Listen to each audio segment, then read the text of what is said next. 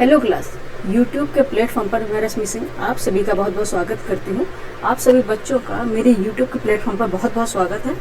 और आज हम आपको कराने वाले हैं अगस्त माह का सार संग्रह और प्लस राष्ट्रीय अंतर्राष्ट्रीय घटनाक्रम भी, ठीक है, जिसमें राष्ट्रीय अंतर्राष्ट्रीय घटनाक्रम भी शामिल होंगे। और यह सार पूरे जीएस का सार होता है, जिसमें ऑल सब्जेक्ट होते हैं जिस्ट के रूप में। ये वन लाइनर होते हैं, जिस तरह से आयोग भी क्वेश्चन पूछ रहा है। आप अगर देखेंगे आरओ का एग्जाम हुआ है, आप मिलाएंगे, इससे आपको काफ़ी क्वेश्चन इसमें मिलते हुए दिखाई देंगे। ये बहुत ज़रूरी है बच्चे, कॉन्सेप्ट के साथ साथ ये भी जरूरी है। और ज्योग्राफी अध्ययन इसी चैनल पे हमारा कॉन्सेप्ट वाली क्लास यानी कि इंडियन ज्योग्राफी हमने स्टार्ट कर दी है, जिसका फर्स्ट चैप्टर विथ एमसीक्यू के कंप्लीट हो चुका है। ठीक है, तो चलते हैं हम अपने आज के सार संग्रह सीरीज पर और कंप्लीट करते हैं आज का सार संग्रह। और यह बहुत ही कम समय में कंप्लीट हो जाती है, इसलिए आप इसे लास्ट तक देखिएगा। और साथ में अगस्त माह का जो करंट अफेयर रहेगा वो भी इसमें कंप्लीट करा देंगे। राष्ट्रीय अंतर्राष्ट्रीय जो एक पेज का ही होता है, 1-2 पेज का, ठीक है, इसलिए आप बने रहिए लास्ट तक। चलते हैं, आज का फर्स्ट है सब्जेक्ट है भारतीय इतिहास एवं संस्कृति। ठीक है, भारतीय इतिहास एवं संस्कृति से है। पहला क्वेश्चन हमारा है कि ऋग्वेद के किस मंडल में गायत्री मंत्र और देवता सोम का उल्लेख है? किस मंडल में है? 3 और 9वें मंडल में है गायत्री मंत्र और देवता सोम का उल्लेख 3 और 9वें मंडल ऋग्वेद में किया गया है। ठीक है, ऋग्वेद के कौन से मंडल में? 3 और 9वें मंडल में किया गया है। नेक्स्ट है, सेकंड हमारा क्वेश्चन है धर्मसूत्र में 4 प्रमुख जातियों का स्पष्ट विभेद किया गया है, उनकी स्थितियां हैं क्या है? उनकी स्थितियों, व्यवसायों, दायित्वों, कर्तव्यों तथा विशेषाधिकारों का। ठीक है, धर्म सूत्र में 4 प्रमुख जातियों का स्पष्ट विभेद किया गया। किस कारण उनमें विभेद किया गया? उनकी स्थितियों के अकॉर्डिंग, उनके व्यवसाय के अकॉर्डिंग, क्या काम करते हैं, दायित्व के अकॉर्डिंग, कर्तव्य तथा विशेषाधिकार के अकॉर्डिंग। ठीक है, नेक्स्ट है क्वेश्चन नंबर 3 है हमारा। यह सीरियन नरेश आंतियोकस का राजदूत था जो बिंदुसार के राज दरबार में आया था। कौन सा था? डाइमेकस। कौन सा था? डाइमेकस था, जो बिंदुसार के राज दरबार में आया था। थोड़ा इसका थिकनेस कम करेंगे, बहुत ज्यादा ही हो रही है। ठीक है, नेक्स्ट है क्वेश्चन नंबर 4 है। यह एक तिब्बती लेखक था। ठीक है, यह एक क्या है? तिब्बती लेखक था। 1 मिनट, बहुत ज्यादा कम कर दी तो फिर उसमें बहुत ही ज्यादा दिखने लग गई कम। नेक्स्ट है हमारा क्वेश्चन 4, यह एक तिब्बती लेखक था, इसने कंग्यूर तथा तंग्यूर नामक ग्रंथ की रचना की है। कौन से थे वो? तारानाथ। ठीक है, कौन थे? तारानाथ थे। नेक्स्ट क्वेश्चन नंबर 5 है ऐहोल अभिलेख। ऐहोल अभिलेख, मंदसौर अभिलेख, ग्वालियर अभिलेख व देवपाड़ा अभिलेख किन शासकों से संबंधित है? आपको बताना है किन शासकों से ये संबंधित है अभिलेख। किनसे है? पुलकेशन सेकंड है, पुलकेशन द्वितीय। ऐहोल अभिलेख है। मंदसौर अभिलेख मालवा नरेश यशोवर्धन। ठीक है, मंदसौर अभिलेख किससे है? मालवा नरेश यशोवर्धन से है। ठीक है, यशोधर्मन है, वर्धमान लिखा है, यशोवर्धन से था। ठीक है, और ग्वालियर अभिलेख किससे है? प्रतिहार नरेश भोज और किससे है? प्रतिहार नरेश से है। और देवपाड़ा अभिलेख है, ये बंगाल के शासक थे विजय सेन से। ठीक है, एक बार रिवाइज कर लेते हैं। ऐहोल अभिलेख है मालवा नरेश। ठीक है, ऐहोल अभिलेख है पुलकेशन सेकंड से। मंदसौर अभिलेख है नरेश यशोधर्मन से। और ग्वालियर अभिलेख है प्रतिहार नरेश भोज से। और वही देवपाड़ा अभिलेख किससे संबंधित है? बंगाल शासक विजय सेन से। ठीक है, नेक्स्ट क्वेश्चन हमारा 6 है। प्राचीन काल में आग का आविष्कार एक पहिए का आविष्कार हुआ था। ठीक है, प्राचीन काल में आग का आविष्कार एवं पहिए का आविष्कार हुआ था। कब हुआ था? पुरापाषाण में और नवपाषाण काल में। प्राचीन काल में आग का आविष्कार हुआ था पुरापाषाण काल में, और वही व्हील का आविष्कार यानी कि पहिए का आविष्कार किया गया था नवपाषाण काल में। ठीक है, क्वेश्चन पूछे जाते हैं, इंपॉर्टेंट है। नेक्स्ट देखेंगे, क्योंकि ये सारे क्वेश्चन हम रिवाइज नहीं करते और धीरे धीरे स्किप हो जाते हैं। हम कठिन से कठिन क्वेश्चन तैयार करने में लगे रहते हैं और कई बार आयोग सरल क्वेश्चन पूछ लेते हैं तो हमारा रह जाता है फिर वहाँ पे। ठीक है, नेक्स्ट देखिए क्वेश्चन नंबर 7 है। मेसोपोटामिया के अभिलेखों में वर्णित मेलुहा शब्द का अभिप्राय किस सभ्यता से है? मेलुहा शब्द का अभिप्राय किस सभ्यता से? सिंधु सभ्यता से है। किस सभ्यता से है? ठीक है, सिंधु सभ्यता है। ठीक है, next question number Indus valley. Next देखते हैं क्वेश्चन नंबर 8 है। सिंधु सभ्यता के प्रमुख स्थल हड़प्पा, रोपड़, लोथल। यहाँ पे अच्छा हम इसको इरेज कर देंगे, थोड़ा बच्चों को देखने में परेशानी ना हो इसलिए। ठीक है, हड़प्पा, रोपड़, लोथल और आलमगीरपुर किन नदियों के किनारे अवस्थित है? कौन सी नदियां हैं वो? रावी है, सतलज है, भोगवा है और हिंडन है। ठीक है, हड़प्पा सभ्यता सिंधु सभ्यता के जो स्थल हैं, प्रमुख जो प्लेस हैं जिसमें हड़प्पा है वो रावी नदी के किनारे स्थित है। रोपड़ है सतलज नदी के किनारे स्थित है, और लोथल है कैसे भोगवा नदी के किनारे, और आलमगीरपुर जो उत्तर प्रदेश में हिंडन नदी के किनारे स्थित है। ठीक है, नेक्स्ट देखते हैं क्वेश्चन नंबर 9 है, उत्तर वैदिक काल में पूर्व पश्चिम और उत्तर के लिए किन शब्दों का प्रयोग किया जाता था। ठीक है, उत्तर वैदिक काल में पूर्व पश्चिम और उत्तर के लिए किन शब्दों का प्रयोग किया जाता था, क्रमशः प्रागी, ठीक है, प्रतीचि और उदीची। ठीक है, उत्तर वैदिक काल में पूर्व को प्रागी और पश्चिम को प्रतीचि और उत्तर को उदीची। ठीक है, याद रखना ये क्वेश्चन इस तरह से पूछे जाते हैं, उदीची के नाम से प्रयोग किया जाता था। हिंदी में आया था ना ये क्वेश्चन आर में। नेक्स्ट देखेंगे क्वेश्चन नंबर है 10, चावार के पूर्व मीमांसा और वैशेषिक दर्शन के प्रमुख प्रवर्तक कौन है। ठीक है, कौन है, चावार के पूर्व मीमांसा और वैशेषिक दर्शन के प्रमुख प्रवर्तक कौन है, कौन से है, चावार्क। ठीक है, चावार्क है, चावार के दर्शन के, पूर्व मीमांसा के जैमिनी है और वैशेषिक दर्शन के कड़ाद हैं। ठीक है, नेक्स्ट अब हमारा सब्जेक्ट आ गया राष्ट्रीय स्वतंत्रता एंड आंदोलन, ये हिस्ट्री का ही टॉपिक है। ठीक है, क्वेश्चन नंबर 11 हमारा रहा है, अंग्रेजों एवं डचों के बीच किस वर्ष बेदरा का युद्ध हुआ था। ठीक है, ईयर बहुत पूछते हैं पीसीएस में, और यूपी पीएससी का ये फेवरेट होता है, ईयर जरूर पूछते हैं किसी भी क्वेश्चन में, सॉरी किसी भी एग्जाम में। ठीक है, तो क्या है, अंग्रेजों एवं डचों के बीच किस वर्ष बेदरा का युद्ध हुआ था, 1759 ईस्वी में हुआ था बेदरा का युद्ध। ठीक है, नेक्स्ट है क्वेश्चन नंबर 12 है, प्रथम द्वितीय और तृतीय। ठीक है, प्रथम द्वितीय एंड तृतीय आंग्ल मैसूर युद्ध के समय हुई प्रमुख संधियां थी, कौन सी संधियां थी, मद्रास की संधि थी 1769 ईस्वी में हुई थी, मंगलूर की संधि हुई थी 1784 ईस्वी में की गई थी, और श्रीरंगपट्टनम की संधि 1792 में हुई थी। ठीक है, प्रथम द्वितीय और तृतीय आंग्ल मैसूर युद्ध के समय प्रमुख संधियां हुई थी। ठीक है, प्रथम के तो मद्रास की संधि हुई थी। ठीक है, आंग्ल मैसूर युद्ध हुआ था, प्रथम तब हुई थी मद्रास की संधि 1769 ईस्वी में, और द्वितीय जो आंग्ल मैसूर युद्ध हुआ था तो उसमें हुई थी मंगलोर की संधि हुई थी 1784 ईस्वी में हुई थी, और तृतीय आंग्ल मैसूर युद्ध हुआ था वो श्रीरंगपट्टनम की संधि हुई थी उसमें। ठीक है, 1792 में। ये कंप्लीट है, एक बार आपका रिवीजन होता जा रहा है। ठीक है, नेक्स्ट देखिए क्वेश्चन नंबर 13 है, किस अंग्रेज अधिकारियों को, ठीक है, किस अंग्रेज अधिकारी को भारत में नागरिक सेवा का जनक माना जाता है। ठीक है, कौन से अंग्रेज अधिकारी को भारत में नागरिक सेवा का जनक माना जाता है, कौन से है, कॉर्नवालिस। ठीक है, कौन से है, कॉर्नवालिस को भारत में नागरिक सेवा का जनक माना जाता है। नेक्स्ट क्वेश्चन हमारा 14 है, लॉर्ड मेयो ने किस शहर में मेयो कॉलेज की स्थापना की थी, किस शहर में की थी, अजमेर में की थी। ठीक है, याद रखना कि लॉर्ड मेयो ने मेयो कॉलेज की स्थापना की थी, जैसा कि उनका नाम से ही समझ में आ रहा है, और कहाँ की थी, अजमेर में की थी। नेक्स्ट देखते हैं क्वेश्चन नंबर 15 हमारा है,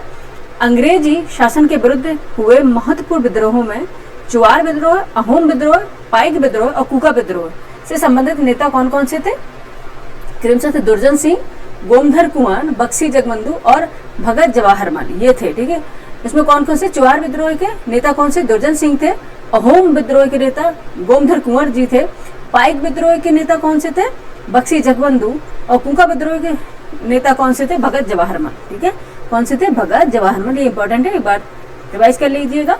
नेक्स्ट है क्वेश्चन नंबर 16, तात्या टोपे का वास्तविक नाम था रामचंद्र पांडुरंग, सबको पता था रामचंद्र पांडुरंग तात्या टोपे का वास्तविक नाम था, मूल नाम था उनका। ठीक है, नेक्स्ट है 17, महाराष्ट्र के महत्वपूर्ण क्रांतिकारी पत्र काल का संपादक किया गया था। ठीक है, कौन से क्रांतिकारी पत्र जो निकला था, काल। ठीक है, ये काल, ये मैगजीन निकलती थी यानी पत्र निकलता था, इसका संपादन किया जाता था।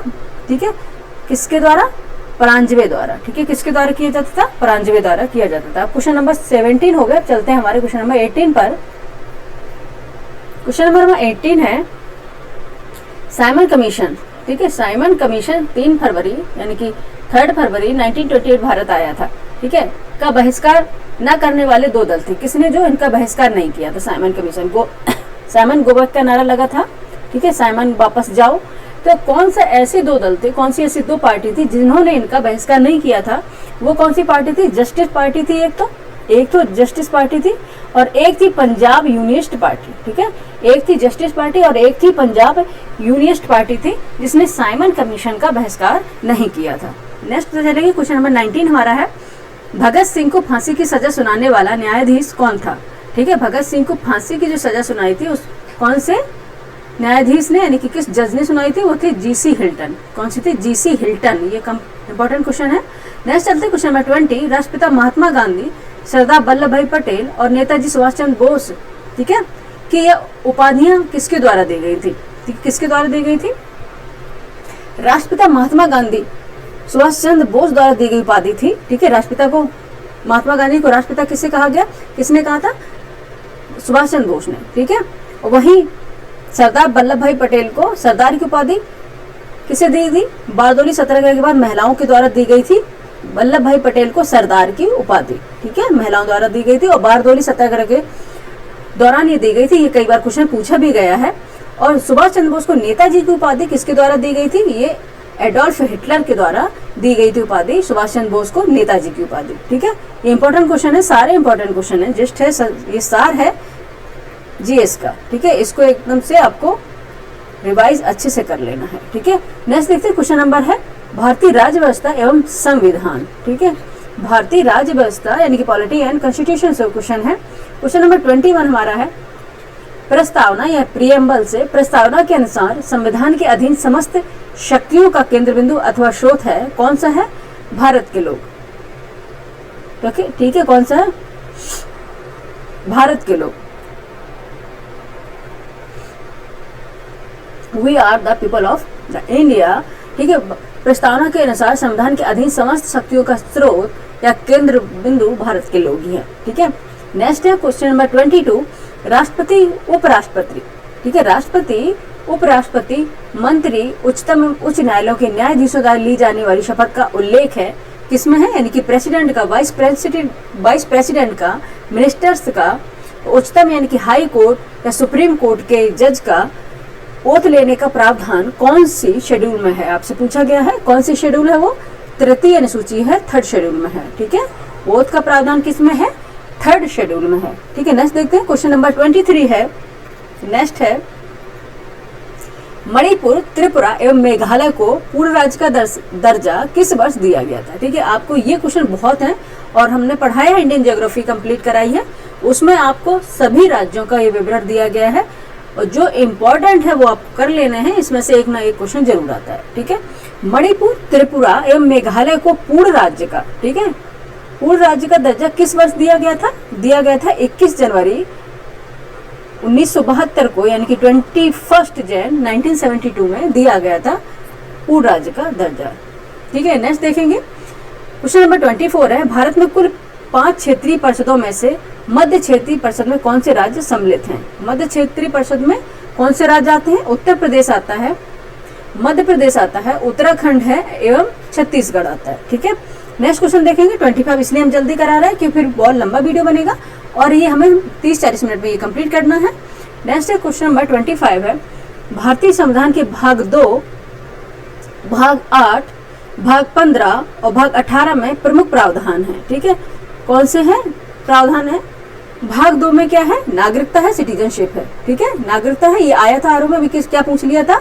निर्वाचन से पूछी, इलेक्शन कमीशन की पूछ ली थी कौन से भाग में है। ठीक है, ये पूछा था। तो भाग 2 में क्या है? नागरिकता है, सिटीजनशिप है। और भाग 8 में क्या है? संघ राज्य क्षेत्र है। ठीक है, यूनियन टेरिटरीज है, यानी कि संघ राज्य क्षेत्र है, किसमें है? भाग 8 में है। और भाग 15 में निर्वाचन है। ठीक है, भाग 15 में है निर्वाचन, इलेक्शन कमीशन की बात है, निर्वाचन है। और वहीं भाग 18 में बात की जाए तो आपात उपबंध है। ठीक है, क्या है? आपात उपबंध की बात करी गई है। और आपको पूरे 22 भाग हैं, जो पूरे 22 भाग में कहां से कहां तक क्या है ये आपको अच्छे से कंठस्थ याद होना चाहिए। ठीक है, नेक्स्ट देखते हैं क्वेश्चन नंबर 26, यह किस अनुच्छेद में प्रावधान है कि राज्य लोक कल्याण की अभिवृद्धि के लिए सामाजिक व्यवस्था बनाएगा? ठीक है, जिससे नागरिक को सामाजिक, आर्थिक और राजनीतिक न्याय मिलेगा। कौन से आर्टिकल में है? आर्टिकल 38 में दिया गया है। आर्टिकल 38 में दिया गया है कि राज्य लोक कल्याण की अभिवृद्धि के लिए सामाजिक व्यवस्था बनाएगा, जैसे राज्य अगर उसके लेवल पर उसका काबिल बन जाएगा, जिससे नागरिक को सामाजिक, आर्थिक और राजनीतिक न्याय मिलेगा। ये किस में दिया गया? डीपीएसपी में दिया गया है, आर्टिकल 38 में है। ठीक है, राज्य के लिए ये निर्देश है। नेक्स्ट देखेंगे क्वेश्चन नंबर 27 है, भारतीय संविधान में नीति निर्देशक सिद्धांत और मौलिक अधिकारों को किस देश के संविधान से लिया गया है? ठीक है, नीति निर्देशक सिद्धांत ये तो कई बार पूछ गया, आयरलैंड के संविधान से है। और मौलिक अधिकारों को किस देश से लिया गया है? संयुक्त राज्य अमेरिका से लिया गया है, यूएसए से लिया गया है। ठीक है, नेक्स्ट देखेंगे 28, भारत में राष्ट्रपति को महाभियोग से केवल एक ही आधार यानी कि संविधान का अतिक्रमण से हटाया जा सकता है, जिसका उल्लेख है किसमें है, कौन से आर्टिकल में है? भारत को राष्ट्रपति, जो भारत के राष्ट्रपति है, महाभियोग से उन्हें हटाया जाता है, लेकिन क्या इसका आधार रहेगा कि संविधान का अतिक्रमण के आधार पर इन्हें हटा सकते हैं। ठीक है, और आर्टिकल किसमें है? आर्टिकल 61 क्लॉज 1 में है इसका। ठीक है, 61 क्लॉज 1 में इसका दिया गया है कि इन्हें संविधान के अतिक्रमण के आधार पर हटाया जाएगा। नेक्स्ट देखेंगे क्वेश्चन 29 है, विश्वास मत प्राप्त करने में असफल होने वाले प्रथम प्रधानमंत्री कौन थे? ठीक है, कौन से थे? विश्वनाथ प्रताप सिंह। ऐसे रखना, विश्वास मत हासिल नहीं कर पाए और बाद से विश्वनाथ भी है, विश्वनाथ प्रताप सिंह थे जो विश्वास मत प्राप्त न कर पाए। ठीक है, नेक्स्ट क्वेश्चन नंबर 30 है, किस संविधान अनुच्छेद के अनुसार मंत्रिपरिषद लोकसभा के प्रति सामूहिक रूप से उत्तरदायी होते हैं? ठीक है, लोकसभा के प्रति सामूहिक रूप से उत्तरदायी होते हैं। कौन सा आर्टिकल है वो? आर्टिकल 73 क्लॉज 3 में दिया गया है। नेक्स्ट हमारा सब्जेक्ट आ गया है 31 से, पर्यावरण एवं जैव विविधता यानी कि एनवायरमेंट, इकोलॉजी एंड बायोडाइवर्सिटी। ठीक है, नेक्स्ट देखते हैं क्वेश्चन नंबर 31 है, क्षोभ मंडल में तापमान के गिरने की दर 165 मीटर की ऊंचाई पर तथा 1 किलोमीटर की ऊंचाई पर होती है। क्या होती है? 160 मीटर की ऊंचाई पर 1 डिग्री सेंटीग्रेड तापमान का लॉस होता है और वहीं 1 किलोमीटर की ऊंचाई पर 6.4 डिग्री सेंटीग्रेड का लॉस होता है। ठीक है, ये आपको याद रखना है। क्षोभ मंडल में तापमान के गिरने की लैप्स रेट है, यानी टेम्परेचर की लैप्स रेट क्या है? 165 पर अगर 1 डिग्री सेंटीग्रेड लैप्स रेट है एंड 1 किलोमीटर पर कितनी है? 6.4 डिग्री सेंटीग्रेड लैप्स रेट है। ठीक है, नेक्स्ट देखेंगे क्वेश्चन नंबर 31 तक हो गया है। अब चलते हैं क्वेश्चन नंबर 32 पर। ठीक है, इसको पहले हम कंप्लीट कर लेते हैं। एक मिनट बच्चे, विजुअल क्यों नहीं हो रहा? कि नेक्स्ट हमारा क्वेश्चन है 32। ओके, इसको कर देते, लेकिन यही प्रॉब्लम कल भी शायद हम देख रहे थे और पता नहीं। ठीक है, क्वेश्चन नंबर 32 है, इस मंडल में ऊंचाई के साथ तापमान में ह्रास होता है, लेफ्ट में तापमान गिरता है, इसकी ऊपरी सीमा 90 डिग्री सेंटीग्रेड द्वारा निर्धारित होती है, जिसको मेसोपोस कहते हैं। वो कौन सा मंडल है? मध्य मंडल है, मीजोस्फीयर है। ठीक है, कौन सा है? मध्य मंडल यानी कि मीजोस्फीयर की बात हो रही है यहाँ पे। ठीक है, याद रखना है। नेक्स्ट क्वेश्चन नंबर 33 है, ऐसे जीव जो स्वयं अपना भोजन नहीं बना सकते एवं अन्य जीवों से अपना भोजन प्राप्त करते हैं, क्या कहलाते हैं? परपोषी अथवा उपभोक्ता। क्या कहलाते हैं? परपोषी या उपभोक्ता उन्हें बोलते हैं। ठीक है, ये सिंपल सा क्वेश्चन है। नेक्स्ट 34, ध्रुवीय क्षेत्र, पोलर रीजन की बात हो रही है। ध्रुवीय क्षेत्र, भूमध्य रेखीय सदाबहार वन, उच्च पर्वतों की चोटियों और गहन महासागरों में कहाँ बृहद जलमंडल पाया जाएगा? ठीक है, कहाँ पे पाया जाएगा? बृहद जलमंडल की बायोस्फीयर की बात हो रही है, कहाँ पे पाया जाएगा? भूमध्य सागरीय सदाबहार वन में। ठीक है, भूमध्य सागरीय सदाबहार वन में सबसे ज्यादा जलमंडल पाया जाएगा। नेक्स्ट देखेंगे क्वेश्चन नंबर 35 है, पर्यावरण के जैविक घटकों के अंतर्गत सम्मिलित किया जाता है। ठीक है, पर्यावरण के जैविक घटकों के अंतर्गत सम्मिलित किया जाता है। किन्हें किया जाता है? पौधों को, प्राणियों को तथा सूक्ष्म जीवों को भी सम्मिलित किया जाता है, यानी कि बैक्टीरियाज को, माइक्रो ऑर्गेनिज्म को, प्लांट्स, फ्लोरा एंड फौना दोनों को ही ठीक है इसमें सम्मिलित किया जाता है। नेक्स्ट देखेंगे क्वेश्चन नंबर 36 है, सतत एवं स्थायी विकास किस प्रकार की अवधारणा से संबंधित रखता है? नवनियतवादी अवधारणा है ये। ठीक है, सस्टेनेबल डेवलपमेंट की बात हो रही है, सस्टेनेबल डेवलपमेंट की बात हो रही है यहाँ पे। नेक्स्ट देखेंगे क्वेश्चन नंबर 37 है, पर्यावरण के संबंध में संभववादी अवधारणा किसके द्वारा प्रतिपादित की गई थी? विडाल डी लाप्लास के द्वारा की गई थी। किसके द्वारा? विडाल डी लाप्लास के द्वारा की गई थी। नेक्स्ट क्वेश्चन है 38, परिस्थितिकी इकोलॉजी शब्द का प्रयोग सर्वप्रथम 1869 में किया गया था। किसके द्वारा? जर्मन प्राणी शास्त्री अर्नेस्ट हैकेल के द्वारा किया गया था। ठीक है, अर्नेस्ट हैकेल के द्वारा किया गया था। इस तरह से क्वेश्चन बहुत आते हैं बच्चे और ये बहुत इंपॉर्टेंट क्वेश्चन है। नेक्स्ट देखते हैं क्वेश्चन नंबर 39, पर्यावरण एवं परिस्थिति की क्रियाशीलता कुछ नियमों पर आधारित होती है। इन नियमों के प्रतिपादित थे बैरी कोमोनर। कौन से थे? बैरी कोमोनर इसका प्रतिपादन किया था। नेक्स्ट देखेंगे क्वेश्चन नंबर 40 है हमारा, उद्विकास, एवोल्यूशन एक प्रक्रिया है जिसके द्वारा प्रजाति अपनी आनुवांशिक विशेषताओं को प्राकृतिक चयन के द्वारा परिवर्तित करती है पीढ़ी दर पीढ़ी। ठीक है, पीढ़ी दर पीढ़ी आनुवांशिक रूप से ये ट्रांसफर होता रहता है। ठीक है, नेक्स्ट देखेंगे। नेक्स्ट सब्जेक्ट हमारा आ गया भारत एवं विश्व का भूगोल, इंडियन एंड वर्ल्ड ज्योग्राफी से है। क्वेश्चन नंबर 41 हमारा है, म्यांमार के साथ भारत के किन राज्यों की सीमाएं मिलती हैं? ठीक है, आपको बताना है म्यांमार के साथ भारत के कौन सी राज्यों की सीमाएं अपनी बाउंड्री शेयर करती हैं, वो कौन सी हो जाएंगी? अरुणाचल प्रदेश अपनी सीमा लगाता है, बाउंड्री शेयर करता है, नागालैंड भी करता है, मणिपुर भी करते थे तो मिजोरम भी करता है। देख लेते हैं अभी कौन कौन सा है। म्यांमार के साथ कौन कौन सी राज्यों की सीमाएं लगती है। अरुणाचल प्रदेश की लगेंगी, नागालैंड की लगेंगी, मणिपुर की लगेंगी, मिजोरम की लगेंगी। लेकिन अगर बात वहां करी जाए त्रिपुरा की, तो त्रिपुरा नहीं लगाता है। त्रिपुरा किससे लगाता है? ये बांग्लादेश से सीमा लगाएगा। नेक्स्ट देखेंगे क्वेश्चन नंबर 42 है, भारत और चीन के बीच सीमा रेखा को क्या कहा जाता है? सिंपल सा क्वेश्चन है, मैकमोहन रेखा बोलते हैं। ठीक है, मैकमोहन रेखा बोलते हैं भारत चीन के बीच जो सीमा रेखा है। नेक्स्ट देखेंगे क्वेश्चन नंबर 43, राजस्थान मरुस्थल अथवा थार मरुस्थल निम्नलिखित में से किसका विस्तार है? किसका विस्तार है? प्लेस्टोसीन एवं अभिनव जमाव का विस्तार है। ठीक है, प्लेस्टोसीन एवं अभिनव जमाव का विस्तार है। ठीक है, ये पढ़ा चुके हैं हम इसी चैनल पर, आप देख लीजिएगा, क्योंकि इसमें हम क्वेश्चन करा रहे हैं और फिर अगर हम बताने लग जाएंगे तो वीडियो बहुत ज्यादा लेंथी बन जाती। नेक्स्ट देखेंगे क्वेश्चन नंबर 44 है, भारत के प्रमुख तीर्थ स्थल श्रीशैलम, ओंकारेश्वर और पुष्कर किन पहाड़ियों पर अवस्थित है? ठीक है, कौन कौन सी पहाड़ी है? नल्लामला है, मधानता है, अरावली पहाड़ी है। प्रमुख तीर्थ श्रीशैलम है, नल्लामला पे है, और श्री ओंकारेश्वर है मंदाता पहाड़ी पर, और पुष्कर तो आपको पता है राजस्थान में, तो कौन सी वहां पहाड़ियां होंगी? अरावली हिल्स होंगी। नेक्स्ट देखेंगे क्वेश्चन नंबर 45 है, माना दीफू अगिल दर्रा किस राज्य में अवस्थित है?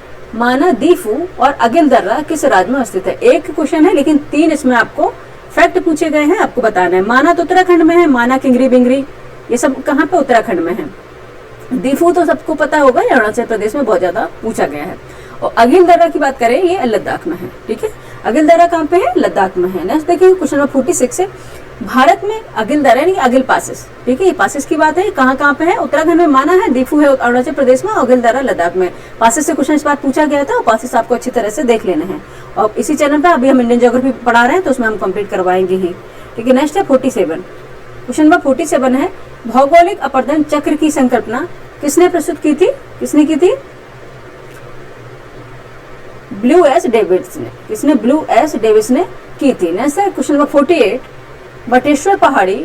ठीक है, नेक्स्ट है 48, बटेश्वर पहाड़ी, बिलारी श्रृंखला, चिन श्रृंखला और घोषी पहाड़ी किन राज्यों में अवस्थित है? आपको बताना है। कौन सी राज्य है? बिहार है, कर्नाटक है, मणिपुर और हरियाणा है। बटेश्वर पहाड़ी बिहार में है, ठीक है, सबको पता है।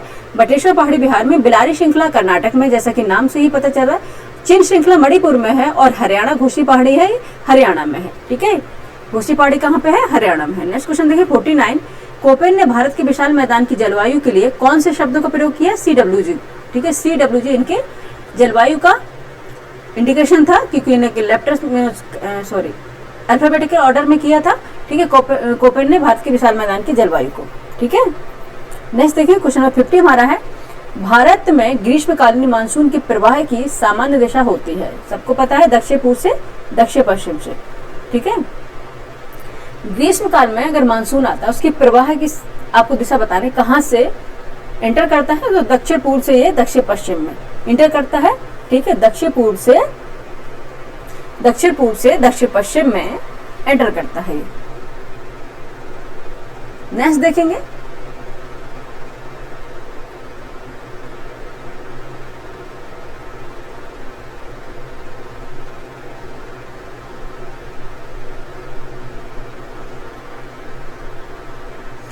नेक्स्ट हमारा आ गया है सब्जेक्ट भारतीय अर्थव्यवस्था। ठीक है, इंडियन इकोनॉमिक्स से, इंडियन इकोनॉमी से क्वेश्चन आ गया, भारतीय अर्थव्यवस्था। 51 हमारा क्वेश्चन है, GNP equal to GDP plus X minus M में M शब्द से क्या तात्पर्य है? ठीक है, GNP है, आपको पता है GDP है, ग्रॉस डोमेस्टिक प्रोडक्ट है, और GNP है ग्रॉस नेशनल प्रोडक्ट है, प्लस X माइनस M में M शब्द से क्या तात्पर्य है? विदेशियों द्वारा देश में अर्जित आय। ठीक है, क्या है? विदेशियों द्वारा देश में अर्जित आय M का मतलब होगा। ठीक है, बाकी इकोनॉमिक्स जब हम पढ़ाएंगे उसमें हम कंप्लीट आपको कराएंगे ही। नेक्स्ट है क्वेश्चन नंबर 52, 1985 से 90 ईस्वी के बीच कौन सी पंचवर्षीय योजना लागू की गई थी? वो कौन सी थी? 7वीं पंचवर्षीय योजना। ठीक है, 5 ईयर प्लान था, वो था। 52 तक हो गया, हम चलेंगे अब 57 पर। एक मिनट, 52 से यहाँ पे 53 पर चलेंगे। ओके, ठीक है, 53 पर चलेंगे, 52 तक हुआ।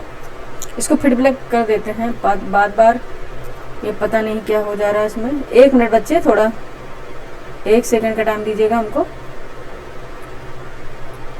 ठीक है, हो गया। नेक्स्ट है 53, ट्राइसेम की स्थापना किस वर्ष की गई थी? 1979 में की गई थी। ईयर वाइज ये क्वेश्चन है। नेक्स्ट देखिए 54, पूंजी बाजार में किस अवधि के कोषों का आदान प्रदान किया जाता है? मध्यम एवं दीर्घकाल की अवधि को आदान प्रदान किया जाता है। नेक्स्ट है 55, भारतीय प्रतिभूति एवं विनिमय बोर्ड की स्थापना किस वर्ष की गई थी?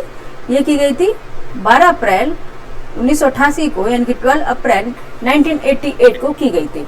नेक्स्ट है 56 है, डी जोन्स टाइम्स मिबलेट और आईपीएस, ठीक है, डी जोन्स टाइम्स मिबटेल और आईपीसी शेयर मूल्य सूचकांक किन स्टॉक एक्सचेंज से संबंधित है? वो है न्यूयॉर्क, सिंगापुर, इटली और मैक्सिको से। New York, Singapore, Italy and Mexico से ये संबंधित हैं। ठीक है, नेक्स्ट देखते हैं। पूर्ण रूप से पहला भारतीय बैंक था जिसकी स्थापना 1894 ईस्वी में की गई थी। कौन सा था? Punjab national bank. ठीक है, पंजाब पीएनबी था जो पूर्ण रूप से भारतीय बैंक था और इसकी स्थापना 1894 ईस्वी में की गई थी। नेक्स्ट क्वेश्चन है, क्वेश्चन नंबर 58 है, महत्वपूर्ण समितियां जैसे कि रेखी समिति, गोईपोइया समिति, आबिद हुसैन समिति और खुसरो समिति का संबंध था किससे था? अप्रत्यक्ष कर, बैंक सेवा सुधार, लघु उद्योग और कृषि शाख से। ठीक है, रेखी समिति थी जिसका अप्रत्यक्ष कर से संबंधित था, गोईपोइया समिति था जिसका बैंक सेवा सुधार से था, आबिद हुसैन समिति थी लघु उद्योग से थी और खुसरो समिति का संबंध था कृषि शाख से था। नेक्स्ट देखेंगे 59, किसी मुद्रा की विनिमय दर को स्वतंत्र छोड़ देना कहलाता है फ्लोटिंग ऑफ करेंसी। ठीक है, फ्लोटिंग ऑफ करेंसी कहलाता है। नेक्स्ट क्वेश्चन नंबर 60, किस सूचकांक का प्रयोग शेयर बाजार की तेजी या मंदी के रुख का पता लगाने के लिए किया जाता है? एडी इंडेक्स का। ठीक है, एडी इंडेक्स का प्रयोग किया जाता है। नेक्स्ट हमारा क्वेश्चन नंबर 61 है, सामान्य विज्ञान एवं तकनीकी से है, general science and technology. Question number 61 है, प्रोटॉन, न्यूट्रॉन और इलेक्ट्रॉन के खोज करता है, बताइए। प्रोटॉन, न्यूट्रॉन और इलेक्ट्रॉन के खोज करता है कौन से हैं? प्रोटॉन के तो है गोल्डस्टीन है। ठीक है, प्रोटॉन के गोल्डस्टीन है। न्यूट्रॉन के चैडविक और, ठीक है, न्यूट्रॉन के चैडविक है और इलेक्ट्रॉन के जे थॉमसन है। ठीक है, एक बार देख लीजिए, प्रोटॉन के गोल्डस्टीन है, न्यूट्रॉन के चैडविक हैं और इलेक्ट्रॉन के जे थॉमस है। ठीक है, जे थॉमसन है।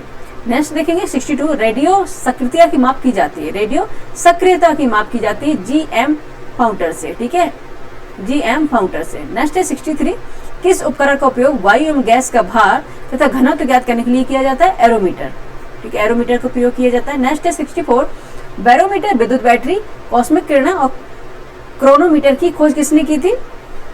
किसने की थी? बैरोमीटर की खोज की थी ई टॉर्शेली ने और विद्युत बैटरी का ऑली शाडो ने और कॉस्मिक किरणों का बोल्टा ने, क्रोनोमीटर का विक्टर हेस ने और जॉनसन हैरी हेस ने किया था। नेक्स्ट है 65, कार्य तथा ऊर्जा, ठोस कण, दाब और पृष्ठ तनाव का एसआई मात्रक क्या होगा? कार्य का मात्रक तथा ऊर्जा का मात्रक एक ही होता है, जूल है। ठोस कण का मात्रक स्टेरेडियन है और वहीं बात करी जाए दाब और पृष्ठ तनाव का, पास्कल है। ठीक है, दाब का मान क्या है? पास्कल है और पृष्ठ तनाव का न्यूटन प्रति मीटर होता है। ठीक है, नेक्स्ट देखेंगे क्वेश्चन नंबर 66 है, विद्युत धारा, ताप और दाब कैसी राशियां हैं? अदिश राशियां हैं। ठीक है, अदिश राशियां हैं ये। एक मिनट बच्चे, कौन सी राशियां हैं? अदिश राशियां हैं। नेक्स्ट देखेंगे 67, वे सभी मात्रक जो मूल मात्रकों की सहायता से व्यक्त किए जाते हैं कहलाते हैं व्युत्पन्न मात्रक। ठीक है, साइंस वाले जो बच्चे होंगे उनको समझ में आ रहा होगा। नेक्स्ट देखेंगे 68, दूरी मापने की सबसे बड़ी इकाई है पारसेक। ठीक है, सबसे बड़ी इकाई कौन सी है? पारसेक है दूरी मापने की। नेक्स्ट है 69, देखो इस तरह से क्वेश्चन आया था ना, 10 to the power 18, 10 to the power 12, 10 to the power 9 और 10 टू द पावर 1 का पूर्व प्रत्यक्ष प्रीफिक्स है। ठीक है, पूर्व प्रत्यय प्रीफिक्स होगा क्रमशः exa, 10 to the power 18 exa, 10 to the power 12 tera, 10 to the power 9 giga और 10 टू द पावर 1 डेका। ठीक है, याद रखिएगा इसका प्रीफिक्स क्या होगा, प्रत्यय क्या होगा, ये आपको बताना था। नेक्स्ट देखिए किस तरह से बोला जाएगा। 10 टू द पावर 18 को क्या बोलेंगे? एक्सा बोलेंगे। 10 टू द पावर 12 को बोलेंगे टेरा, 10 टू द पावर 9 को जाएगा एंड 10 टू द पावर 1 को बोलेंगे डेका। नेक्स्ट देखेंगे क्वेश्चन नंबर 70 देखेंगे, यांत्रिक ऊर्जा को विद्युत ऊर्जा में बदलने के लिए किस उपकरण का प्रयोग किया जाता है? डायनेमो। क्योंकि डायनेमो का प्रयोग किया जाता है अगर यांत्रिक ऊर्जा को अगर विद्युत ऊर्जा में चेंज करना है। नेक्स्ट क्वेश्चन हमारा नेक्स्ट हमारा सब्जेक्ट आ गया बाल विकास एवं शिक्षा शास्त्र, और ये अभी यूपी पीसीएस का सीसेट के लिए मोस्ट इंपोर्टेंट इसमें क्वेश्चन दिए गए हैं, स्किप नहीं करना, आपको पढ़ना है। नेक्स्ट क्वेश्चन नंबर 71 है, मूल्यांकन का मुख्य उद्देश्य क्या है? ठीक है, मूल्यांकन का मुख्य उद्देश्य क्या है? अधिगम की प्रगति को मापना। नेक्स्ट 72, बालक में पूर्वाग्रह को कैसे दूर किया जा सकता है? समावेशी शिक्षा के माध्यम से। नेक्स्ट 73, मनोवैज्ञानिक दृष्टिकोण से शिक्षा क्या है? व्यक्तित्व का संपूर्ण विकास। 74 है, कौन सा परीक्षण बालक को मानसिक स्तर को मापता है? बालक के मानसिक स्तर को नापता है, कौन सा है? बुद्धि लब्धि परीक्षण। 74 तक हो गया, चलते हैं हम 75 पर। क्वेश्चन नंबर 75 रहा ये हमारा, सीखने के लिए सकारात्मक वातावरण का क्या महत्व है? क्योंकि बच्चे की रुचि और सहभागिता को बढ़ाना होता है। नेक्स्ट 76, प्रेरणा के सिद्धांत के जनक कौन थे? Abraham Maslow.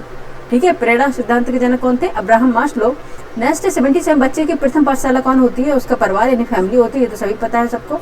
नेक्स्ट 78, व्यवहारवाद के जनक किसे माना जाता है? वाटरसन। ठीक है, वाटरसन को माना जाता है। नेक्स्ट 79, विकासात्मक शिक्षा शास्त्र का संबंध किससे है? बालक के संपूर्ण विकास से है। नेक्स्ट 80, नई शिक्षा नीति 2020 में समावेशी शिक्षा का मुख्य उद्देश्य क्या है? सभी बच्चों को समान अवसर। ठीक है, अब चलते हैं हमारा नेक्स्ट सब्जेक्ट है, बहुत इंपॉर्टेंट है सीसेट के लिए, यूपी पीसीएस सीसेट के लिए। ठीक है, बहुत इंपॉर्टेंट है। 81 हमारा क्वेश्चन है संप्रेषण संचार से, कम्युनिकेशन स्किल से है। नेक्स्ट देखेंगे 81, संगठनात्मक संप्रेषण में कौन अंतर्वैयक्तिक अवरोध का कार्य करता है? कौन करता है? अनुग्रहण, छवि प्रबंधन और अर्थात्मकता। ठीक है, अगर किसी की भी छवि जैसे बना ली है, ठीक है, हम उसके बारे में कुछ और सोच ही नहीं पाते। ठीक है, कैसा? संगठनात्मक संप्रेषण में कौन अंतर्वैयक्तिक अवरोध का कार्य करेगा? अनुग्रहण और छवि प्रबंधन और अर्थात्मकता, ये दोनों ही इसका कार्य करेंगे। ठीक है, नेक्स्ट देखें 82, समीप प्रोक्सेमिक्स संबंधित है। ठीक है, समीप प्रोक्सेमिक्स संबंधित है अशाब्दिक संप्रेषण से। नेक्स्ट देखेंगे 83, प्रभावी अंतर्वैयक्तिक संप्रेषण का मुख्य तत्व क्या है? सक्रिय श्रवण। किसी चीज को हम जब भी फीडबैक दे पाएंगे जब उसे हम सही से सुनेंगे। ठीक है, इसलिए सक्रिय श्रवण करना बहुत जरूरी है। नेक्स्ट है, पहले किसी बात को सुनो, उसके बाद जब उसकी बात पूरी हो जाए तब आपको अपना जवाब देना है।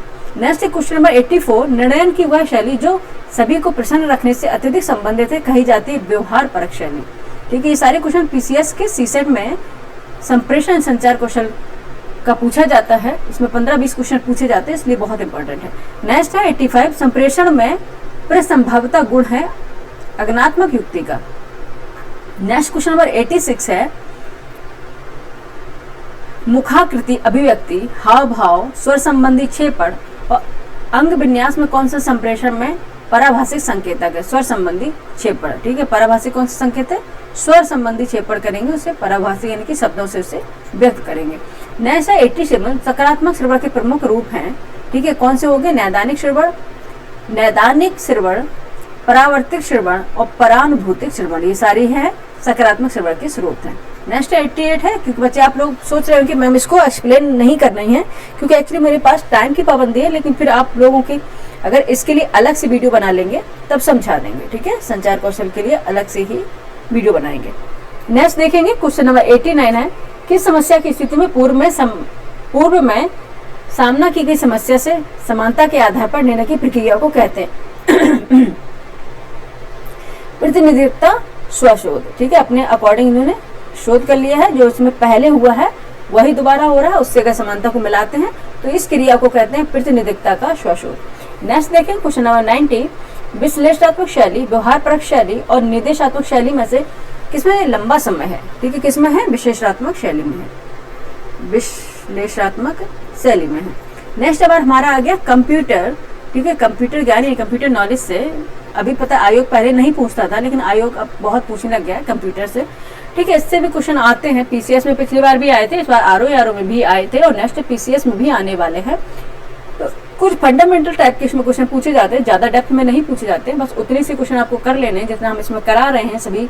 अगर जीएस का आप पूरे सार संग्रह करके चले जाएंगे तो भी आपका कंप्यूटर में क्वेश्चन गलत नहीं होगा। नेक्स्ट देखेंगे 91, संबंधित किस भाषा में नेमोनिक कोड का प्रयोग किया गया है? असेंबली भाषा में। ठीक है, कौन सी लैंग्वेज है? असेंबली भाषा में किया गया है। नेक्स्ट है 92, कंप्यूटर के लिए प्रोग्रामों को स्टोर करने का कार्य है हार्ड डिस्क का। हार्ड डिस्क क्या है? किसी भी प्रोग्राम को स्टोर करने का काम करता है। 93 है, कंप्यूटर की लेखन पढ़ाने के लिए उपयोग में लाया जाने वाला उपकरण कहलाता है कीबोर्ड। ठीक है, कीबोर्ड से करते हैं और ये क्या होता है? इनपुट डिवाइस भी होता है। नेक्स्ट देखते हैं, असेंबली भाषा को यंत्र भाषा में परिवर्तित किया जाता है। असेंबली भाषा को यंत्र भाषा में परिवर्तित किया जाता है असेंबलर के द्वारा। ठीक है, असेंबली को असेंबलर कर देते हैं और इसमें लैंग्वेज में परिवर्तित हो जाता है। नेक्स्ट 95, अनुपम किस अनुसंधान केंद्र द्वारा विकसित सुपर कंप्यूटर है? भाभा परमाणु अनुसंधान। ठीक है, भाभा परमाणु अनुसंधान द्वारा अनुपम को विकसित किया गया है, अनुपम कंप्यूटर को। नेक्स्ट देखें 96, एनालॉग एवं डिजिटल कंप्यूटर के संयुक्त रूप को कहा जाता है हाइब्रिड कंप्यूटर। ठीक है, इनको क्या बोलते हैं? हाइब्रिड कंप्यूटर बोलते हैं। नेक्स्ट है 97, विश्व के प्रथम इलेक्ट्रॉनिक डिजिटल कंप्यूटर का नाम है एनिएक। ठीक है, एनिएक नाम है इसका। ठीक है, क्या नाम है? एनिएक। नेक्स्ट देखेंगे क्वेश्चन नंबर 98 है, जब किसी नेटवर्क का इंटरनेट धारक अन्य नेटवर्क के साथ जुड़ता है तो उसे कहा जाता है गेटवे। ठीक, क्या बोलते हैं? गेटवे कहा जाता है। 98 तक हो गए, हम चलते हैं 99 पर। बस कंप्लीट होने वाले बच्चे। 99 है हमारा इंटरनेट सूचना की खोज करने में सबसे ज्यादा मदद करता है आर्क। ठीक है, नेक्स्ट है 100, कंप्यूटर पर विस्तृत जानकारी देने वाली प्रथम पत्रिका मानी जाती है कंप्यूटर एंड ऑटोमेशन है। ठीक है, नेक्स्ट अब आगे इंपॉर्टेंट कृषि एग्रीकल्चर से, बहुत इंपॉर्टेंट है, इससे क्वेश्चन आते हैं और भी देख लीजिएगा, आप खुद ही मिला लीजिएगा, आर में क्वेश्चन बने थे। ठीक है, नेक्स्ट है 101, कपास जूट गन्ना। ठीक है, कपास जूट गन्ना आदि कैसी फसलों के उदाहरण है? व्यापारिक फसलें हैं, यानी कॉमर्शियल क्रॉप्स के उदाहरण है। ठीक है, जिससे आप फसल, जो खड़ी फसल है उसको सीधे बेचकर ही आप क्या उसका पकने का या काटने का इंतजार नहीं करेंगे बहुत, तो ये क्या हो गई है? कॉमर्शियल क्रॉप्स हो गई। ठीक है, गन्ना भी कॉमर्शियल क्रॉप्स है, जूट भी कॉमर्शियल क्रॉप है, कपास भी है। ये आया था अभी आर में, कॉमर्शियल क्रॉप्स से आया था। ठीक है, उसमें व्हाइट सरसों का भी पूछा गया था, तो वो क्या थी? व्हाइट सरसों थी, वो भी एक कॉमर्शियल क्रॉप्स थी। ठीक है, इसमें करना था, वो बताना था आपको। ठीक है, तो याद रखना कपास जूट गन्ना ये तीनों ही कॉमर्शियल क्रॉप्स है। नेक्स्ट देखेंगे 102, भारत में खरीफ और रबी की फसलों की अवधि समानता मानी जाती है। इनकी क्या टेन्योर क्या होता है? अवधि क्या होती है? क्रमशः जुलाई अक्टूबर और बोई जाती है, जुलाई अक्टूबर में और अक्टूबर मार्च में ये इनकी कटाई कर ली जाती है। नेक्स्ट देखिए 103, चीनी सत्र 2025-26 के लिए गन्ने का उचित एवं लाभकारी मूल्य FRP प्राइस निर्धारित किया गया था। ठीक है, कितना किया था? 355 प्रति क्विंटल। ठीक है, कौन सा था? 355 यानी 355 प्रति क्विंटल किया गया था पर क्विंटल। नेक्स्ट देखेंगे 104, एक विपणन सत्र में खरीफ की कितनी फसलों के न्यूनतम समर्थन मूल्य घोषित किए जाते हैं? कितने? 14 के। ठीक है, 14 खरीफ फसलों के न्यूनतम समर्थन मूल्य यानी कि MSP प्राइस घोषित किया जाता है। नेक्स्ट देखेंगे 105 पर, कृषि वानिकी एवं मत्स्यिकी को किस क्षेत्र में सम्मिलित किया जाता है? प्राथमिक क्षेत्र में, प्राइमरी सेक्टर में किया जाता है। कृषि तो ऑब्वियस है प्राइमरी सेक्टर में आता है, वानिकी और मत्स्य पालन भी प्राइमरी सेक्टर में ही आता है। ठीक है, नेक्स्ट देखेंगे, आपको पता होगा प्राइमरी टर्सरी थर्ड जो सेक्टर होते हैं, आपको पता है प्राइमरी एग्रीकल्चर से होता है। ठीक है, सेकेंडरी जो होता है वो प्रोडक्ट या उसकी प्रोसेसिंग से होता है, और टर्सरी सेक्टर होता है सर्विस से होता है। ठीक है, नेक्स्ट देखेंगे 107, अच्छा ये हाँ 106 देखते हैं अभी क्या नहीं। भारत में चावल का सबसे बड़ा उत्पादक राज्य है उत्तर प्रदेश, अभी नेक्स्ट न्यू डेटा के अकॉर्डिंग हो गया उत्तर प्रदेश। नेक्स्ट देखेंगे 107, भारत में गेहूं के शीर्ष 3 उत्पादक राज्य कौन कौन से हैं? उत्तर प्रदेश है, मध्य प्रदेश और पंजाब। ठीक है, किसके? गेहूं के। पहले तो उत्तर प्रदेश हो गया, फिर मध्य प्रदेश हो गया, फिर पंजाब हो गया, शीर्ष 3 राज्य है। भारत में मक्का शीर्ष 3 उत्पादक राज्य कौन कौन से? मक्का के कौन से हो गए? पहले पे मध्य प्रदेश है, दूसरे पे कर्नाटक और फिर बिहार है। ठीक है, मक्का का। 109 है, तूर अरहर उत्पादन में शीर्ष 3 राज्य है। तूर में महाराष्ट्र है, फिर कर्नाटक है और फिर झारखंड है। तूर अरहर जिसकी दाल कहते हैं, जिसकी सबसे ज्यादा खपत भारत में होती है। नेक्स्ट देखें 110, और प्रोडक्शन भी होता है, खपत भी होता है। ठीक, 110, विपणन वर्ष 2025-26 के लिए मक्का, मूंग, मूंगफली और तिल के न्यूनतम समर्थन मूल्य MSP प्रति क्विंटल घोषित किए गए हैं। ठीक है, मक्का का था 2400 यानी कि 2400 था, मूंग का था 8668 रुपीज था, और मूंगफली का 6263 पर क्विंटल की बात हो रही है बच्चे, और तिल का था 9846 रुपीज पर क्विंटल, ठीक है, पर क्विंटल की बात हो रही है। नेक्स्ट देखेंगे, नेक्स्ट हमारा स्पोर्ट्स से आ गया। स्पोर्ट्स से भी क्वेश्चन पूछे जाते हैं। इसमें जो भी जीएस का लिया गया है सारे वही क्वेश्चन है जो बहुत बहुत इंपॉर्टेंट है। अब इसको भी आप नहीं पढ़ना चाहते हैं तो आपका मन है, ठीक है। नेक्स्ट 111, ओलंपिक खेलों का आयोजन कितने वर्षों के अंतराल पर किया जाता है? 4 वर्ष के अंतराल पर ओलंपिक खेलों का अंतराल किया जाता है, ठीक है, ओलंपिक खेलों का आयोजन किया जाता है। नेक्स्ट देखेंगे 112, भारतीय ओलंपिक परिषद की स्थापना 1924 ईस्वी में की गई थी। इसके प्रथम अध्यक्ष कौन थे? सर जे टाटा, ठीक है, सर जे टाटा थे इसके प्रथम अध्यक्ष। नेक्स्ट देखिए 113, गोल्डन शार्क के रूप में विख्यात माइकल फेलिप्स, एक बार इसको इरेज करेंगे। माइकल फेलिप्स तैराक एथलीट किस देश से संबंधित है? यूएसए से, ठीक है, कहाँ से है? यूएसए से संबंधित है। नेक्स्ट है 114, महिलाओं की ओलंपिक खेलों में भागीदारी किस वर्ष से हुई है? पहले नहीं होती थी, 1900 ईस्वी में द्वितीय ओलंपिक खेलों के अकॉर्डिंग हुई थी इनकी। नेक्स्ट देखेंगे 115, पहले राष्ट्रमंडल खेलों का आयोजन हैमिल्टन कनाडा में किस वर्ष हुआ था? ठीक है, यह आया था, अभी ऑप्शन था हैमिल्टन, लेकिन ऑप्शन क्या था? ग्लासगो सही था। हैमिल्टन का पहला राष्ट्रमंडल खेल था जो कनाडा में किया गया था, ठीक है, ये था 1930 ईस्वी में किया गया था, 1930 में, ठीक है। नेक्स्ट 116, आईसीसी के तहत आयोजित प्रथम 3 वनडे क्रिकेट विश्व कप का आयोजन किस देश में किया गया? इंग्लैंड में किया गया। नेक्स्ट है 117, हॉकी के खेलों प्रयोग किए जाने वाली गेंद का वजन कितना होता है? इतना भी पूछ लेंगे, ठीक है, जो हॉकी में गेंद यूज की जाती है उसका वजन क्या होगा? ठीक है, कितना होगा? 155 से 163, यानी कि 155 से 163 ग्राम, ठीक है, ग्राम इसका वजन होता है। नेक्स्ट देखिए 118, स्कूप, शूटिंग, अंडरकटिंग आदि शब्द का प्रयोग किस खेल के किया जाता है? हॉकी के लिए किया जाता है, ठीक है। नेक्स्ट 119, अंतर्राष्ट्रीय वॉलीबॉल फेडरेशन का गठन किस वर्ष किया गया था? 1948 में किया गया था। नेक्स्ट 120, हैट्रिक, स्वीपर, बैक आदि शब्दावली, देखो हैट्रिक, स्वीपर, बैक आदि शब्दावली का प्रयोग किस खेल में किया गया था? फुटबॉल में, ठीक है, फुटबॉल में किया गया था। नेक्स्ट पेज पे चलते हैं। शेष पृष्ठ 150 पर दिया गया था इसमें, लेकिन यहाँ पे थोड़ा दूसरा टॉपिक दिया गया, इसको हम स्किप करेंगे, हम अपने क्वेश्चन पे ही चलते हैं, ठीक है, इसको स्किप करेंगे, हम अपने क्वेश्चन पे ही चलते हैं। कहाँ तक हो गए थे बच्चे? कहाँ तक हो गया था? कौन सा क्वेश्चन? 120 था, 121 पे होगा, ठीक है, ये आ गया हमारा क्वेश्चन, ठीक है। 100, अब ये विविध मिसलेनियस से आ गया, मिसलेनियस है, ठीक है, विविध। 121 है, पिरामिड, क्रेमलिन और ओपेरा हाउस किन देश के प्रमुख राष्ट्रीय स्मारक है? किसके? पिरामिड तो मिस्र में पाया जाता है, सबको पता है। क्रेमलिन रूस में पाया जाता है, ओपेरा ऑस्ट्रेलिया में, ठीक है। नेक्स्ट 122, जर्मनी एवं फ्रांस के बीच अंतरराष्ट्रीय रेखा को किस नाम से जाना जाता है? मैगिनॉट के नाम से। मैगिनॉट रेखा होती है, जर्मनी और फ्रांस की बीच की अंतरराष्ट्रीय रेखा है, इसे बोलते हैं मैगिनॉट रेखा। नेक्स्ट 123, ताग अंसा झरना, 1 मिनट बच्चे इसको रेस करेंगे, यहाँ पे बोल्ड रेस में दिखेगा नहीं। अब हम आएंगे अपने क्वेश्चन पर। ताग, अंसा, इरना और मेना किस देश की प्रमुख समाचार एजेंसियां हैं? ठीक है, ये समाचार एजेंसियां हैं, कौन सी है? तास है, तात नहीं है, तास है रूस की, अंसा है इटली की, इरना है ईरान की और मेना है मिस्र की। ठीक है, आपको मिस्र की है तो मेना ये याद हो जाएगा, मिस्र का है।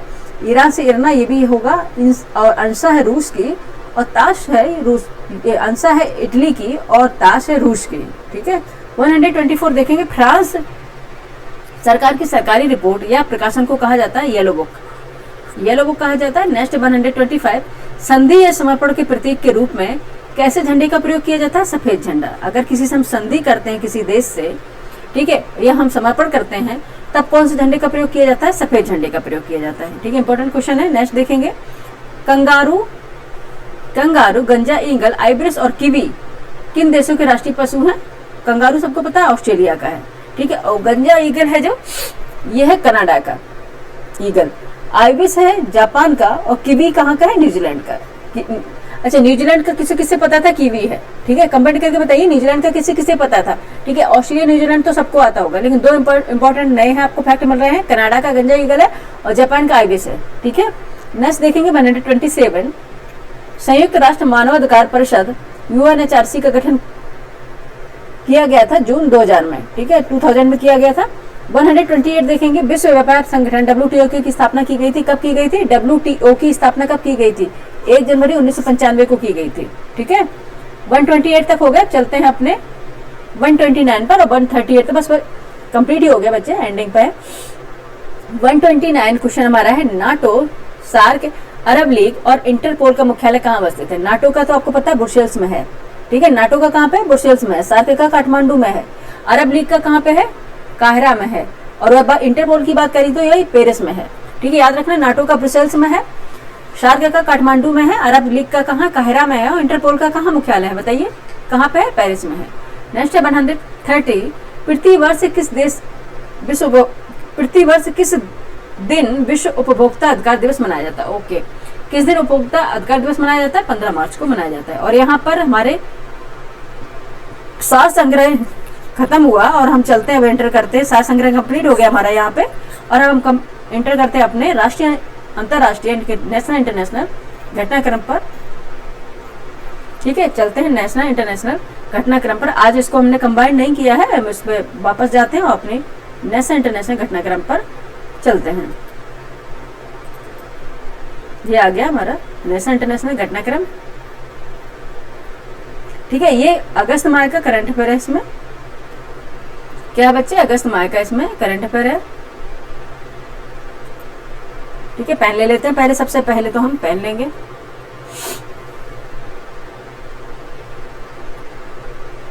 ठीक है, अब चलते हैं नेशनल, राष्ट्रीय घटनाक्रम पर, नेशनल करंट अफेयर पर। फर्स्ट है, सबसे पहले फर्स्ट हमारा इंफॉर्मेशन रहेगा करंट अफेयर का।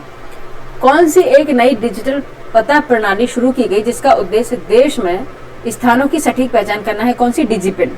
कौन सी है? डिजिपिन है। इसका क्या है? देश में नए स्थानों की सटीक जानकारी प्रदान करना है।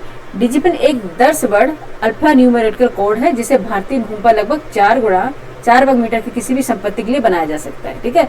इसका मतलब है कि लगभग सभी प्रकार की संपत्तियों के लिए डिजिटल बनाए जा सकते हैं, ठीक है। ये कौन सी है? डिजिपन है। नेक्स्ट सेकंड है हमारा यूरेशियन ऊद बिलाव, ठीक है। ऊद बिलाव, यूरेशियन ऊद बिलाव जो कश्मीर घाटी में लगभग विलुप्त के कगार पर है, ठीक है। विलुप्त के कगार पर अंतर्राष्ट्रीय प्रकृति संरक्षण संघ IUCN द्वारा इसे किस रूप में वर्गीकृत किया जाता है? कौन सा? निकट संकटग्रस्त, इंडेंजर्ड जोन में है ये, निकट संकटग्रस्त के रूप में ये घोषित हैं, ठीक है। 3 दशकों से यूरेशियन ऊद बिलाव जो कभी कश्मीर के जलीय पारिस्थितिकी तंत्र का अभिन्न अंग हुआ करते थे, अभी घाटी में क्या है? विलुप्त होने के कगार पर है, ठीक है। नेक्स्ट देखेंगे कुछ। नेक्स्ट घटनाक्रम हमारा है थर्ड, अहमदाबाद में एयर इंडिया का बोइंग 787 ड्रीम लाइनर BTNV विमान हादसे के बाद चर्चित ब्लैक बॉक्स को सर्वप्रथम किस देश ने अपनी फ्लाइट में लागू किया? ऑस्ट्रेलिया ने, ठीक है। ब्लैक बॉक्स देखा गया था, amber box, black box, black box था, ब्लू बॉक्स था। ब्लैक बॉक्स है, ऑस्ट्रेलिया ने इसे अपने शामिल किया फ्लाइट में। भारत में एयर इंडिया का बोइंग 78 ड्रीम लाइनर विमान 12 जून को अहमदाबाद के सरदार वल्लभ भाई पटेल अंतर्राष्ट्रीय हवाई अड्डे से उड़ान भरते समय दुर्घटनाग्रस्त हो गया था। उसके बाद क्या किया गया था? जो ब्लैक बॉक्स से बरामद किया गया था, इसका क्या प्रयोग होता है? ये 2 बॉक्स होते हैं ऐसे विमान में, क्या होते हैं? 2 बॉक्स होते हैं, जिससे फ्लाइट डाटा रिकॉर्ड होता है FDR, और एक कॉकपिट वॉइस रिकॉर्ड होता है CPR। ब्लैक बॉक्स एक क्या होता है? रिकॉर्डर होता है, ठीक है। ब्लैक बॉक्स एक क्या होता है? फ्लाइट रिकॉर्डर होती है, जिसकी शुरुआत कब की गई थी? 1950 के दशक में की गई थी, ठीक है। इसलिए इसका प्रयोग ऑस्ट्रेलिया ने अपने उसमें स्टार्ट कर दिया। नेक्स्ट देखिए क्वेश्चन नंबर 4 में, 4 हमारा करंट पर कौन सा हो जाएगा? हाल ही में कौन भारत के राष्ट्रपति की ADC के रूप में नियुक्त होने वाली पहली महिला अधिकारी बनी? हाल ही में कौन भारत के राष्ट्रपति की ADC के रूप में नियुक्त होने वाली पहली महिला अधिकारी कौन सी? लेफ्टिनेंट कमांडर यशस्वी सोलंकी, ठीक है। लेफ्टिनेंट कमांडर यशस्वी सोलंकी जी बनी है ये, ठीक है। इसको आप रेट आउट कर लीजिएगा। नेक्स्ट देखिए क्वेश्चन नंबर 5, प्रति वर्ष श्रीनगर एवं उसके आसपास के क्षेत्रों में किस देवी को समर्पित खीर भवानी उत्सव का आयोजन किया जाता है? रागना देवी। कौन सी है? रागना देवी है। ये 3 जून 2025 को गंदेरबल जिले के तुल्ला मुल्ला श्रीनगर में माता खीर भवानी मंदिर में वार्षिक उत्सव मनाया गया था। खीर भवानी मंदिर में क्या होता है? देवी रागना देवी को समर्पित है, और यह श्रीनगर शहर में है, ठीक है। ये श्रीनगर शहर में 30 किलोमीटर दूर स्थित, वहां से कश्मीर हिंदुओं के लिए सबसे पवित्र तीर्थ स्थल माना जाता है। और ये मंदिर में खीर के नाम का एक प्रसाद, खीर क्या है? प्रसाद के रूप में दिया जाता है, ठीक है। नेक्स्ट देखिए क्वेश्चन नंबर 6 है, किस राज्य ने रामनाथपुरम जिले के धनुषकोडी में आधिकारिक तौर पर ग्रेटर फ्लैमिंगो अभ्यारण्य घोषित किया है तमिलनाडु ने। कि धनुषकोडी कहाँ पे? तमिलनाडु में, ऑब्वियसली तो वहीं पे करेंगे। विश्व पर्यावरण दिवस 5 जून के अवसर पर तमिलनाडु सरकार ने रामनाथपुरम जिले में धनुषकोडी में आधिकारिक तौर पर कौन सा ग्रेटर फ्लैमिंगो अभ्यारण्य घोषित किया है। ठीक है, किससे? धनुषकोडी को। धनुषकोडी में कौन सा अभ्यारण्य घोषित किया है? ग्रेटर फ्लैमिंगो अभ्यारण्य घोषित किया है। ठीक है, इसका उद्देश्य क्या होगा? हजारों जो प्रवासी आर्द्रभूमि पक्षी होते हैं उनका संरक्षण प्रदान करना, उनको संरक्षण देना था। ठीक है, नेक्स्ट देखेंगे क्वेश्चन नंबर 7। नेक्स्ट हमारा करंट पर होगा 7।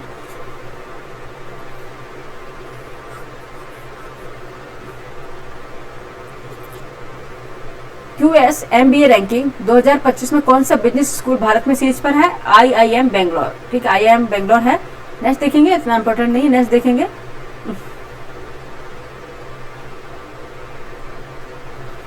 केंद्रीय मंत्री किरेन रिजिजू ने वक्फ संपत्ति प्रबंधन हेतु पारदर्शिता लाने के लिए, ट्रांसपेरेंसी लाने के लिए कौन सा पोर्टल लॉन्च किया? उम्मीद पोर्टल। ये इंपॉर्टेंट होगा। ठीक है, कौन सा किया? उम्मीद पोर्टल है। केंद्रीय मंत्री किरेन रिजिजू ने वक्फ संबंधी प्रबंधन हेतु पारदर्शिता यानी कि ट्रांसपेरेंसी लाने के लिए उम्मीद पोर्टल का लॉन्च किया है। ये केंद्रीय अल्पसंख्यक कार्य मंत्री जो किरेन रिजिजू है ना, उनने एकीकृत वक्फ प्रबंधन, सशक्तिकरण, दक्षता और विकास उम्मीद पोर्टल लॉन्च किया है, जो वक्फ संपत्तियों की वास्तविक समय पर अपलोडिंग, सत्यापन और निगरानी के लिए केंद्रीकृत डिजिटल प्लेटफॉर्म है। ठीक है, इंपॉर्टेंट है बच्चे ये। ठीक है, इसको हम स्टार लगाएंगे, इंपॉर्टेंट है। ठीक है, कौन सा है? उम्मीद पोर्टल। नेक्स्ट देखेंगे क्वेश्चन नंबर 9 है, किस बीमा संस्था ने एक दिन में सर्वाधिक जीवन बीमा पॉलिसी बेचने के लिए गिनीज वर्ल्ड रिकॉर्ड में नाम दर्ज कर लिया है? वो LIC ने किया है। ठीक है, सरकारी बीमा कंपनी भारतीय जीवन बीमा निगम LIC ने 24 घंटे में सबसे ज्यादा जीवन बीमा पॉलिसियां बेचने का गिनीज वर्ल्ड रिकॉर्ड हासिल कर लिया है। एक दिन में कितनी बीमा पॉलिसियां इन्होंने बेची हैं? 5,88,107 जीवन बीमा पॉलिसियां इन्होंने बेची हैं एक दिन में, LIC ने। नेक्स्ट चलते हैं क्वेश्चन नंबर 10 हमारा, अहमदाबाद में हुए एयर इंडिया विमान हादसे में बीजेपी नेता और गुजरात के पूर्व मुख्यमंत्री विजय रूपाणी की मौत हो गई है। वह किस अवधि में गुजरात के मुख्यमंत्री रहे थे? अभी पता था आपको, 2016-21 के बीच में ये गुजरात के मुख्यमंत्री रहे थे। अहमदाबाद से लंदन गेटविक जाने वाली एयर इंडिया की फ्लाइट AI-171 हादसे में गुजरात के पूर्व मुख्यमंत्री विजय रूपाणी की मौत हो गई थी। ठीक है, विजय रूपाणी कहाँ से थे? गुजरात से। बस 2016 से 2021 के बीच पदभार इन्होंने संभाला था। और यह भारतीय जनता पार्टी के गुजरात के राजकोट वेस्ट से विधायक रहे थे। ठीक है, विधायक रहे थे। ठीक है, और यह भारतीय जनता पार्टी को से राज्यसभा सांसद भी रह चुके हैं। ठीक है, भारतीय जनता पार्टी की तरफ से राज्यसभा सांसद भी रह चुके हैं।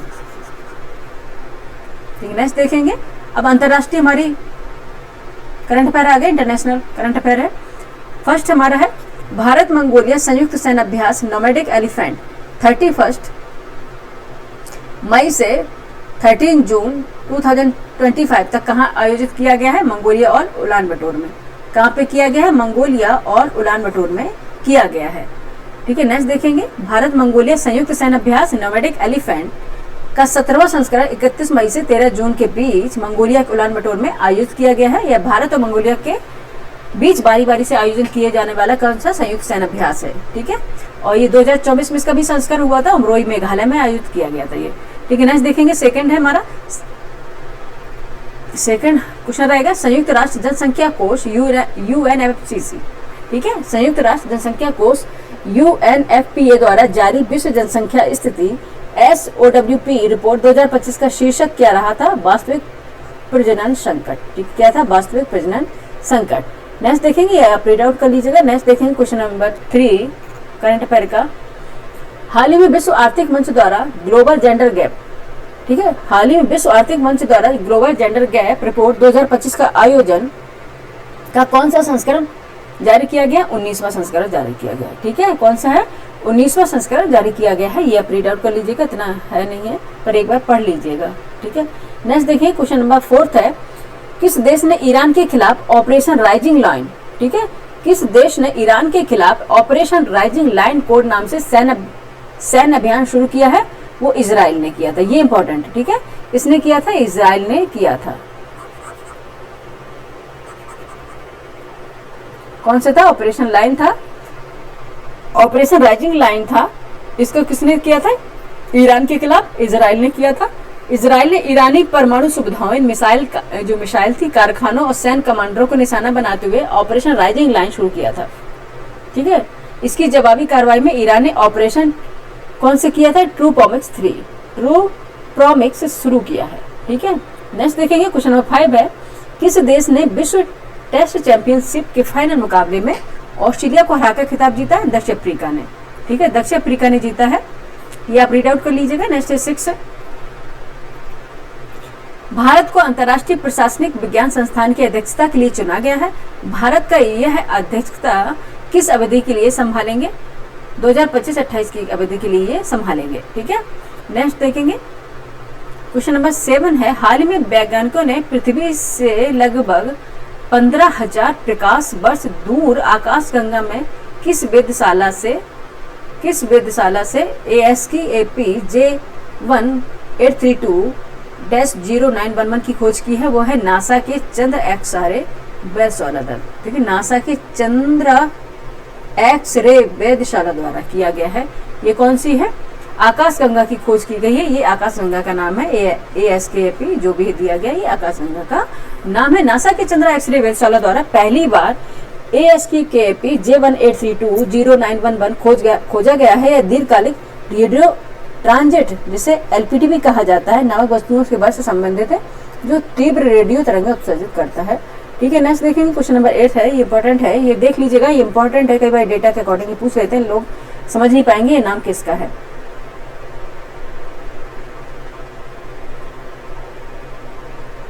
ये क्या है? वेधशाला है। ठीक है, क्या है? वेधशाला है। नेक्स्ट क्वेश्चन नंबर 8 है, दक्षिण कोरिया के नवनिर्वाचित राष्ट्रपति ली जे म्यूंग किस पार्टी से संबंधित है?